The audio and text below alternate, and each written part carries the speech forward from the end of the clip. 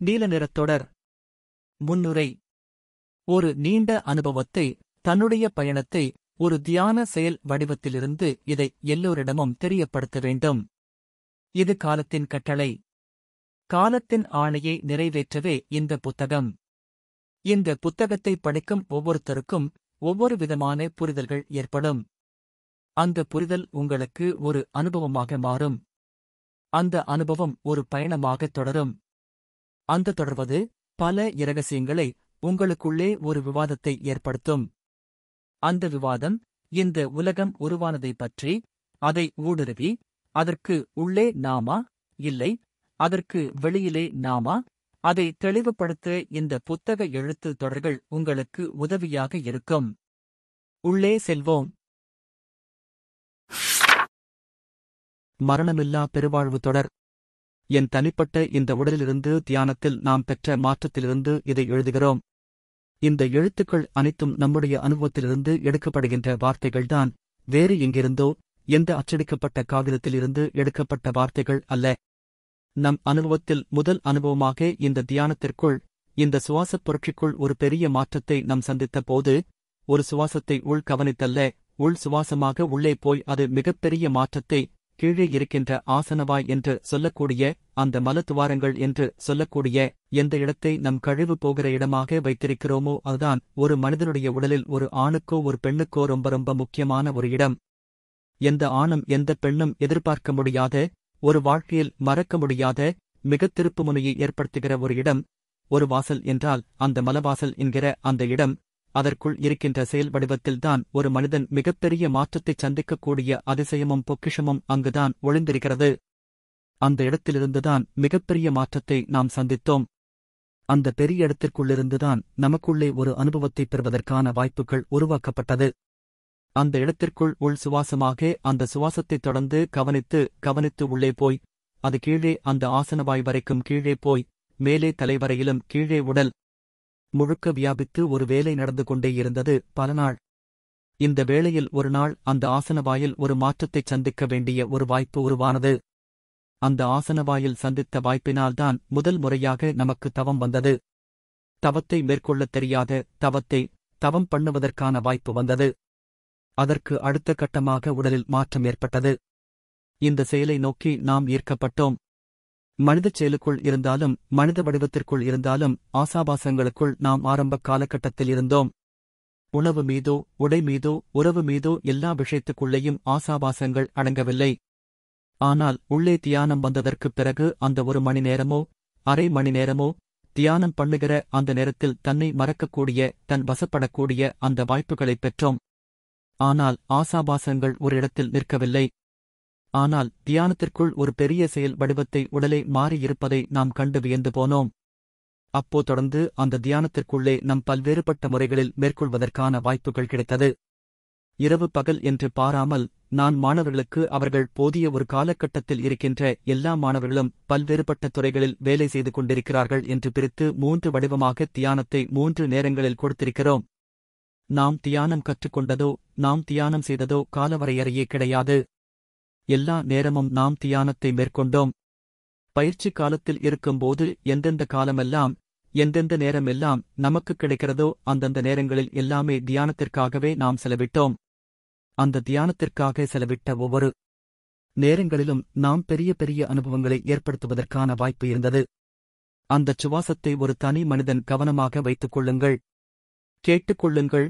இந்தச் சுவாசத்தை கவனித்ததனால், இந்த சுவாசத்திலிருந்து ஒரு செயல் வடிவம், சுவாசம் உள் சுவாசமாக உள்ளே போய், அங்கு கீழே இருக்கிற அந்த ஆசன வாயில் ஒரு மாற்றம் ஏற்பட்டதனால், அது முன் வழியாக, அந்த வயிற்றுக்கு கீழே தொப்புளுக்கு கீழ் இருக்கக்கூடிய அந்த செயல் வடிவத்திலேயும் ஒரு மாற்றத்தைச் சந்திக்கிறது. அப்ப அந்த 2 வடிவத்திற்குள்ளேயும் மாற்றத்தைச் சந்திக்கும்போது, இந்த உள் சுவாசமாக எனக்குள்ளே போவதை ஒரு இடத்தில் இதயப்பகுதியில் தேக்கி வைக்கக்கூடிய ஒரு அனுபவம் அதுவாகவே ஏற்பட்டது. இந்த இதயப்பகுதியிலே தேக்கி வைக்கப்படுகின்ற ஒரு சூழல் இயற்கையாகவே நிகழ்ந்தது.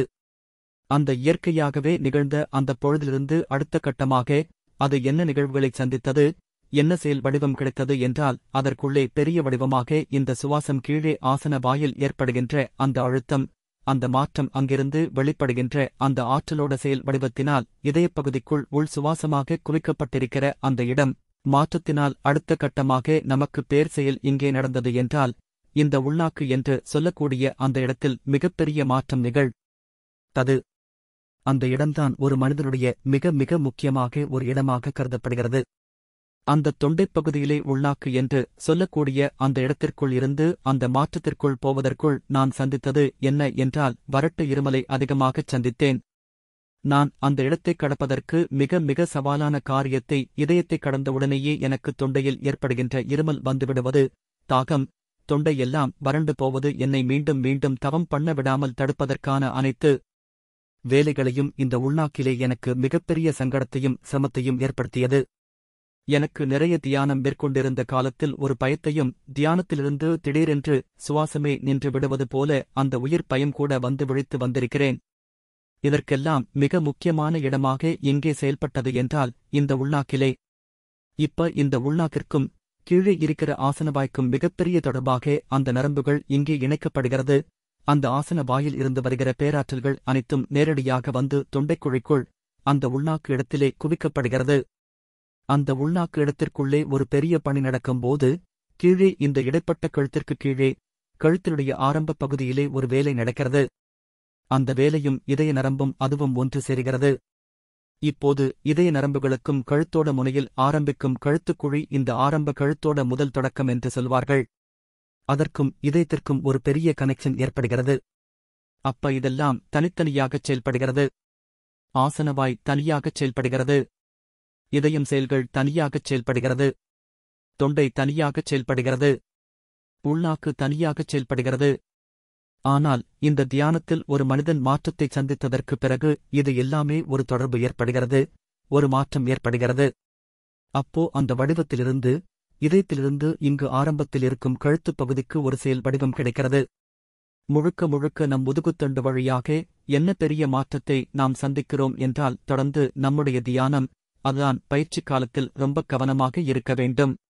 வேறு குறிவிடம் போவதோ, வேறு தியானத்தில் போய் கவனம் செலுத்துவதோ அல்லது புற வாழ்க்கையில் கவனம் செலுத்துவது என்று நிறைய மாணவர்கள் தன்னுடைய தியானத்தை அவர்களை குறைத்து மதிப்பிடுவதும் கவனச்சிதறல்கள் ஏற்படுகிறார்கள். அப்பொழுது நமக்குத் தொடர்ந்து என்ன ஒரு அனுபவம் ஏற்பட்டது என்றால், தொடர்ந்து அந்த பயிற்சியை நான் மேற்கொள்ள இரவு பகல் பாராமல் பேருந்தில் பிரயாணித்தால் கூட ஏறத்தாழ 7 மணி நேரம் 9 மணி நேரம் தொடர்ந்து பேருந்தில் நான் பிரயாணித்திருக்கிறேன். இந்த பிரயாணக் காலகட்டத்தில் கூட பேருந்தில் நான் தியானத்தைத்தான் அதிக நாள் மேற்கொண்டிருக்கிறேன். நான் ஏறத்தாழ ஒரு 1000 மணி நேரத்துக்கு மேற்பட்டு நான் பேருந்துகளில் பயணித்திருக்கிறேன். இந்த பேருந்தில் பயணித்த அத்தனை மணி நேரங்களிலும் நான் செலவு செய்தது ஜன்னலைத் திறப்பதோ வெளியில் பார்ப்பதோ அல்ல. முழுக்க முழுக்க ஒரு அரசுப் பேருந்தில் எவ்வளவு பெரிய சிரமத்திலும், எவ்வளவு பெரிய இன்னல்களிலும், எவ்வளவு பெரிய கூச்சல் சத்தம், குழந்தைகள் சத்தம், பக்கத்தில் அமர்ந்திருப்பவர்கள் சத்தம், சமயத்தில் குடித்துவிட்டு வருகிறவர்கள் கூட பக்கத்தில் உட்கார்ந்து இருப்பார்கள். அவ்வளவு பெரிய சத்தத்திலும், அவ்வளவு பெரிய இரைச்சலிலும், அந்த சாலைகளில் குண்டும் குழியில் அந்த செயலிலும் முழுக்க முழுக்க இந்த தியானத்தில் சுவாசத்தை கவனித்துக் கொண்டே அந்த பிரயாணத்தை நான் மேற்கொண்டிருக்கிறேன். பயிற்சி ஒரு காலமும் தடை வாய்ப்புகளை இயற்கையும் உருவாக்கவில்லை, நாமும் உருவாக்கவில்லை. காலவரையறையின்றி இந்த தியானத்தை, இந்த பயிற்சியைத் தொடர்ந்து அந்த வேலையைச் செய்து வந்தோம். நாம் தியானம் பண்ணுகிறவர்கள் அப்படியென்று சொல்லாமல் முழுநேரம் தியானத்திற்காக மாறப்பட்டதற்கான முக்கியமான காரணம், நாம் பிரயாணிக்கின்ற ஒவ்வொரு நேரங்களிலும் இந்த தியானத்தை நாம் விடவே இல்லை. முழு நேரமும் என்னுடைய அந்த தவத்தைத்தான் மேற்கொண்டே இருப்பேன். இப்படி இந்தச் செயல் மேற்கொள்ள அங்கே மாற்றம், ஆசனவாயில் தொடர்ந்து பெரிய மாற்றம் ஏற்பட்டதனால் அதற்கு வருடக்கணக்கானது. பல நன்றாக ஞாபகம் வைத்துக் கொள்ளுங்கள். வருடங்களாக பல நகரங்களுக்குள், பல வீதிகளுக்குள் நான் சுற்றித் திரிந்த அத்தனை காலத்துக்குள்ளேயும் எந்த இடம் என்று பாகுபாடு பார்க்காமல், எந்த நாட்கள் என்று பாகுபாடு பார்க்காமல் தொடர்ந்து இந்த தியானத்தை நான் மேற்கொண்டேன்.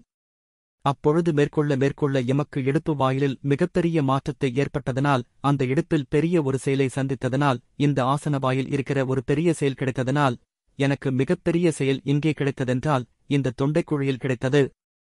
இந்த தொண்டைக்குழியில் ஒரு மனிதனுடைய இரகசியம் இங்கேதான் இருக்கிறது. ஒரு மனிதன் பிரபஞ்சத்துடைய இரகசியத்தை அறிய வேண்டும் என்றாலும், முப்பிறப்பில் உங்களுடைய இரகசியத்தை அறிய வேண்டும் என்றாலும், இந்த தியானத்தில் இருக்கின்ற சூட்சும இரகசியத்தை அறிய வேண்டும் என்றாலும், உங்களுக்குச் சூட்சுமத்தில் வருகின்ற குருமார்களை அறிய வேண்டும் என்றாலும், ஒரு மனிதனுக்கு எங்கே முழு பணி நடக்கிறது. இந்த ஆன்மாவின் முழு செயல்பாடுகளும் மிக மிக அதிசயமான நுட்பமான செயல் வடிவத்தை நம் பல்வேறுபட்ட புத்தகங்களும் காணொளியும் பேசப்பட்டதற்கு மிக முக்கியமான இடமாக தொண்டைக்குழி செயல்பட்டது. அந்த தொண்டைக்குழியில் இருந்துதான் மிகப்பெரிய செயல் வடிவத்தை நாம் உருவாக்கிக் கொண்டோம். அதற்குப் பிறகுதான் பிடரியையும் நம் இந்த நெற்றிப்பொட்டையும் தொடுவதற்கான ஒரு வாய்ப்பை பெற்றோம். தொடர்ந்து இந்த தொண்டைக்குழியிலே பெரிய மாற்றத்தையும் பெரிய வேலையும் சந்தித்துக் கொண்டே வரும்போது ஒரு காலகட்டத்தில் உள் சுவாசமாக குவிக்கப்பட்ட சுவாசங்கள் எனக்குள், அந்த சுவாசங்கள் அனைத்துமே ஒரு செயலாக ஒரு வடிவம் பெறத் தொடங்கியது.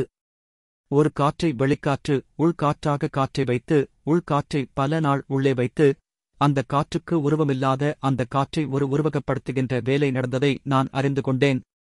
ஒன்றுமில்லாத காலிப்பாத்திரமாக இருக்கக்கூடிய நாடி நரம்புகள் இருக்கக்கூடிய இடத்திற்குள் ஒரு காற்று ஒரு உருவமாக மாறுவதை நான் பார்த்தேன். அப்போது அந்த காற்றை ஒரு இடத்தில் நாம் இங்கே தேக்கி வைக்கக்கூடிய வாய்ப்பு தலைப்பகுதிக்குள் மையத்துக்குள் வரும்போது அங்கே என்ன நிகழ்ந்தது என்றால், உள் சுவாசமும் வெளி சுவாசமும் 2 பேரும் சந்திக்கக்கூடிய அந்த நிகழ்வுகள் நிகழ்ந்தது.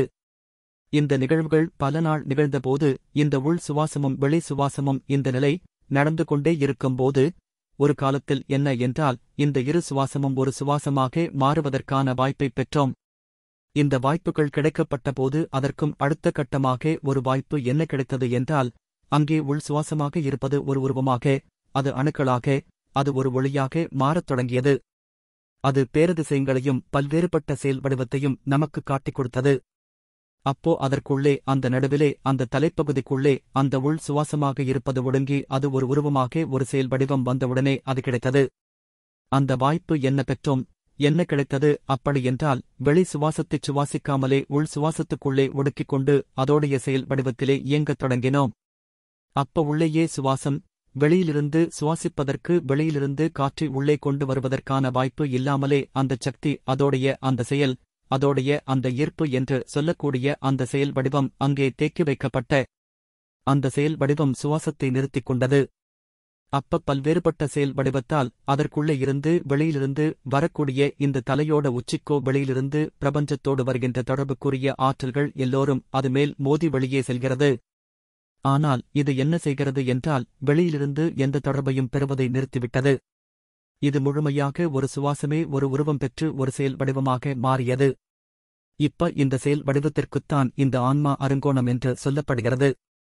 இந்த ஆன்மா அருங்கோணம் என்பதற்குப் பொருள் என்ன என்று கேட்டால், இரண்டுமே, ஆன்மா என்பதும் அருங்கோணம் என்பதும் ஒரு உயிர் சக்தியாக இருப்பது. ஒரு காற்றை ஒரு உயிர் சக்தியாக ஒரு ஞானி மாற்றுகிறான்.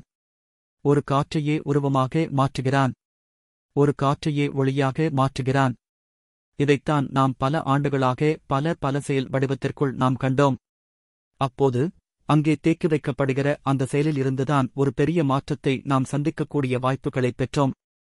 இந்த செயலைத்தான் பிரபஞ்சத்தில் என்ன அழைக்கிறார்கள் என்றால், பெரிய பெரிய ஞானிகள் என்ன அழைக்கிறார்கள் என்றால், இந்த உள் சுவாசத்தை ஒருவன் தேக்கி வைத்தானல்ல, வெளி சுவாசத்தையே சுவாசிக்காமல் சுவாசத்துக்குள்ளே இருந்தவன், சுவாசமே தேவைப்படவில்லை, அவனுக்கு எதுவும் தேவைப்படவில்லை. அப்படியே உள் சுவாசத்தில் இருந்தவன்தான் சமாதி நிலை என்று சொல்கிறார்கள். இதுதான் சமாதிக்கான ஒரு செயல் வடிவமாக இருக்கிறது. அப்பொழுது அவனுக்கு அந்த தேக்கி வைக்கப்பட்டிருக்கிற அந்தச் செயல் வடிவம் இந்த உடலுக்குத் தேவையான அனைத்து செயல் வடிவத்தையும் செய்து கொடுக்கிறது. வெளித்தொடர்புகளில் இருந்து வெளி செயல்களில் இருந்து அவன் விடுபடுகிறான். உள்ளே ஒரு பெரிய செயலாக பெரிய வடிவமாக அவன் பணி செய்து கொண்டே இருக்கிறான். இப்படி ஒரு செயலை, இப்படி ஒரு வடிவத்தைத்தான் நாம் பார்த்தோம். இந்த வடிவத்திற்குள்ளிருந்து பல நாள் இந்த செயல் வடிவத்துக்குள் இருந்தவன் ஒரு நாள் அந்த கூட்டை உடலை விட்டு வெளியேறுகிறான். அந்த கூட்டை விட்டு வெளியேறி அந்த உடலை ஒரு இடத்தில் மண்ணில் இறக்கி வைக்கிறான். அந்தத் தன்மையோடு அந்த உடல் அந்த மண்ணில் சமாதி நிலை, ஜீவசமாதி என்று சொல்லப்படுவதற்கு அந்தக் காற்றாக இருக்கக்கூடிய அந்த செயல் வெளியேறிவிட்டது. இவனுடைய இந்த உடல் அந்தக் காற்றைத் தாங்கி வைத்திருந்ததனால், அந்தக் காற்றுக்கு இறைச்சக்தி இருந்ததனால், இந்த உடல் முழுக்க மிகப்பெரிய சக்தி கொண்ட ஒரு செயல் வடிவமாக இருக்கிறது. இந்த உடலுக்குள்ளே அந்தக் காற்றுக்குள்ளே எவ்வளவு சக்தி இருந்ததோ அதே சக்திகள் அவன் இறக்கி வைக்கப்பட்டிருக்கிற அந்தக் கூட்டிற்கும் இருந்தது. அந்த கூட்டை எவன் வழிபட்டாலோ இல்லை, யார் போய் தியானம் செய்தாலோ இல்லை, என்ன செயல் வடிவம் செய்தாலும் அந்த கூட்டிலிருந்து ஒரு செயல் வடிவம் வருவதை உணர முடிந்தது. வெளியே வெட்டவெளிக்குச் சென்ற தன்னுடைய இருப்பிடம் என்று சொல்லக்கூடிய அந்தக் காற்று வெளியே வந்தது. உருவம் இல்லை, ஆனால் அதற்குள் என்ன செயல் வடிவம் என்றால் காற்றைச் சுவாசிப்பதே இல்லை. அதற்கு எதுவும் தேவையில்லை. ஒரு ஞானி உணவே எடுத்துக் கொள்ளாமல் காற்றையே உணவாக எடுத்துக் கொண்டான் என்று சொல்கிறோம். மரணம் இல்லாத பெருவாழ்க்கை என்ன என்று கேட்டால் காற்றையும் ஒருவன் நிறுத்துகிறான். சுவாசிக்கிற காற்றையும் ஒருவன் நிறுத்திவிட்டு எதுவும் தேவைப்படாத ஒரு செயல் வடிவமாகப் போகிறது. அது வெட்டவெளியில் உருவம் இல்லாத ஒரு பேரொளியாக அணுக்களாக அது இருப்பதனால் அதற்கு எந்தக் காற்றையும் எதையும் செயல்பட வேண்டியது அவசியமில்லை. வெட்டவெளியோ பரவெளியோ சுத்தவெளியோ என்று சொல்லக்கூடிய அந்த செயல் வடிவமாக அது வாழ்ந்து கொண்டே இருக்கிறது. இந்த வடிவத்தில் இருக்கிறவருக்குத்தான் உள் சுவாசமும் வெளி சுவாசமும் சுவாசிக்கிறதெல்லாம் தாண்டி என்றைக்கு உள்ளுக்குள்ளேயே வெளி சுவாசம் ஒருவனுக்குத் தேவையில்லை என்று முடிவெடுக்கிறானோ, சுவாசத்தையும் இல்லாமல் வாழ நினைக்கிறானோ, அந்த செயல் வடிவத்தில் இருப்பவனுக்குத்தான் மரணம் இல்லாத பெருவாழ்வு கொண்டவன் என்று பொருள்.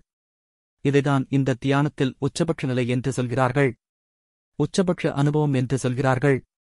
மருத்துவ ரீதியாக உயிரை எங்களால் கண்டறிய முடியவில்லை, உயிர் என்ன வடிவம் இருக்கும் என்று தெரியவில்லை என்பதற்கு மிக முக்கியமான காரணம், ஒரு காற்றைத்தான் பல நாள் அந்த வெப்ப சலனத்தையும் அந்த நீர்த்தன்மை கொண்ட செயல் வடிவத்தையும் வைத்து வைத்து ஒரு ஞானி உருவப்படுத்தி அதை ஒரு ஒளியாக மாற்றுகிறான். அந்த செயல் வடிவத்திற்குள்ளிருந்து மிகப்பெரிய மாற்றத்தை உருவாக்கிக் கொள்கிறான் என்பதுதான் நிதர்சனமான ஒரு உண்மை தகவல். அதை நாம் பார்த்ததை நம்முடைய சொந்த அனுபவத்திலிருந்தே கூறுகிறோம். ஒவ்வொருத்தரும் ஒவ்வொரு விதமான அனுபவத்தை பெற்றிருப்பார்கள். நாம் பெற்ற அனுபவத்தை, நாம் பார்த்த அனுபவத்தை உள்சுவாசமாக நிகழ்ந்த தகவல்களை உங்களிடம் பரிமாறுகிறோம், உங்களிடம் கூறுகிறோம். தியானம் பழகுகிற ஒவ்வொரு மாணவர்களுக்கும் மாணவியர்களுக்கும் இந்த காற்று எவ்வளவு பெரிய முக்கியமான செயல், எவ்வளவு பெரிய முக்கிய பங்கு வகிக்கிறது என்பதை தெரிந்து கொள்ள வேண்டும். அதேபோல உங்கள் குடல் வாயில் இருக்கின்ற இந்த வயிறு என்று சொல்லக்கூடிய அந்த சாப்பாடு உணவு முறைகள் எல்லாம் எப்படி இருக்க வேண்டும் என்பதை நீங்கள் பார்த்துக் கொள்ள வேண்டும். மலவாசல் என்பது இறைவன் குடியிருக்கிற வாசல் என்பதை தெரிந்து கொண்டால் உணவு அருந்துவதற்கு முன்பே அந்த இடத்திற்கு நீங்கள் எவ்வளவு மரியாதை, முக்கியத்துவம் கொடுக்க வேண்டும் என்பதை அறிந்து விடுவீர்கள். அது ரொம்ப முக்கியம். ஒருவனுக்கு கீழே பெரும் பணி நடக்கப்படவில்லை என்றால் நிச்சயமாக பெரிய செயலை உருவாக்க முடியாது. அதை நீங்கள் அவசியமாக புரிந்து கொள்ள வேண்டும். அது ரொம்ப ரொம்ப முக்கியமானது. நம் அனுபவத்தை கூறுகிறோம். அந்த அனுபவத்தை நீங்கள் என்ன செய்ய வேண்டுமென்றால் அதை எடுத்துக்கொண்டு நீங்கள் பிரயாணத்தை துல்லியமாக உங்களுக்கு கிடைத்த அந்த வாய்ப்பை பயன்படுத்த வேண்டுமே தவிர இன்றைக்கு வந்துவிடுமா, நாளைக்கு வந்துவிடுமா என்று அதுபோல் இல்லாமல், என்ன என்று தெரியாமல் பல்வேறுபட்ட நாட்களில் பல்வேறுபட்ட சூழல்களில் நாம் ஒரு பிரயாணத்தை மேற்கொண்டோம். என்ன என்றே தெரியாது, நாளை நடக்கப் போவது என்ன என்றே தெரியாது, நாளை மறுநாள் தியானம் செய்வோமா என்று கூட தெரியாது. நம்முடைய வாழ்க்கையில் எப்படி பிரயாணிக்கப் போகிறோம் என்று தெரியாது. உடலில் ஏற்பட்டிருக்கிற துன்பத்தினால் உயிர் வாழ்வோமா என்று கூட தெரியாது. ஆனால் ஒரு நம்பிக்கை அடிப்படையில் இந்த தவத்தை மேற்கொண்டோம். அந்த நம்பிக்கை அடிப்படையில்தான் இந்த தவம் என்ன செய்தது என்றால், உடலில் பெரிய பருவ மாற்றத்தை ஏற்படுத்தி நமக்கு ஒரு பெரிய வெளிச்சத்தை நம்பிக்கையும் ஏற்படுத்திக் கொடுத்தது. எந்தப் பிற மனிதர்களாலும் ஏற்படுத்திக் கொடுக்க முடியாத, நீ வாழ்வாய், நீ வாழ்ந்து கொண்டே இருப்பாய், நீ வளர்வாய், நீ வளர்ந்து கொண்டே இருப்பாய், நீ வேரூன்றி கால் ஊன்றி இங்கு நிற்பாய், ஒரு பெரிய சரித்திரச் சாதனையை படைப்பாய் என்ற அந்த நம்பிக்கை வெளியிலிருந்து கொடுக்கப்படவில்லை. இந்த தியானம் உள்ளிருந்து கொடுக்கப்பட்டது. இந்த தியானம் ஒருவனை பாதுகாத்தது என்றால், தனக்குள்ளே ஒரு நம்பிக்கை இருந்தால்தான் ஒருவன் பாதுகாப்பாக நடப்பான். இப்ப எனக்குள்ளே இருக்கின்ற பல்வேறுபட்ட பலவீனங்களும் வெளியில் இருக்கின்ற பல்வேறுபட்ட இன்னல்களும் துன்பங்களும் துயரங்களும் இருந்தாலும் பலவீனப்படாமல் இருந்ததற்கு முக்கியமான காரணம் இந்த பயிற்சி, இந்த தியானம். அது கற்றுக் கொடுத்தது பயமில்லாத இந்த வாழ்க்கையை துல்லியமாக எடுத்துக்கொண்டு போவதற்கான வாய்ப்பை அதுவே உருவாக்கிக் கொடுத்தது. இந்த பயம் இல்லாமல் நம் இந்த தியானத்தை, இந்த பயிற்சியை மேற்கொள்வதற்கான ஒரு வாய்ப்பு கிடைத்தது. இந்த வாய்ப்பினால்தான் இப்படி ஒரு பெரிய, ஒரு தெய்வீகமாக இருக்கக்கூடிய பொக்கிஷமான இரகசியங்களை அறியக்கூடிய ஒரு வாய்ப்புகளைப் பெற்றோம்.